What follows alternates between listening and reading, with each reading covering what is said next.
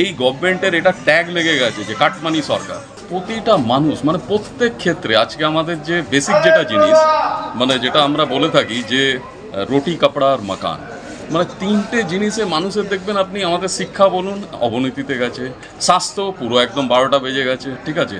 আর যেটা সব থেকে বড় হচ্ছে যেটা আমাদের অ্যাডমিনিস্ট্রেশন, আজকে অ্যাডমিনিস্ট্রেশন আপনি দেখতে পাচ্ছেন পাড়ায় পাড়ায়, ঠিক আছে, ক্লাব থেকে অ্যাডমিনিস্ট্রেশন ডিসাইড করছে।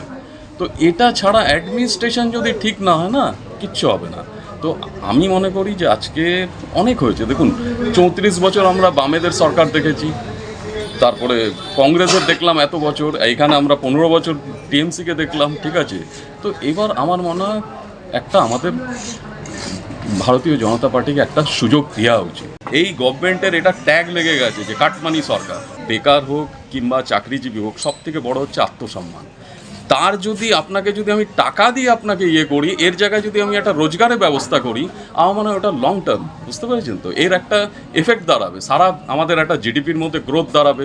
আপনি টাকাটাকে দিয়ে দিচ্ছেন 1500 টাকা, কোনো কিছু ইয়ে হচ্ছে না। রিসেন্ট যেটা আরজি করে যে ঘটনাটা ঘটেছে, একটি মেয়ে, একটি যে ডাক্তার যেখানে কাজ করছে, তার সেখানে যদি সুরক্ষা না হয়, যে নাকি পুরো জনসাধারণকে পরিষেবা দিচ্ছে, 3 দিন না খেয়ে সেখানে ডিউটি করেছে, তার কি অবস্থা হয়েছে, এর থেকে বড় আমার মনে হয় আইন শৃঙ্খল, ঠিক আছে, এর থেকে বড় আর কিছু নেই।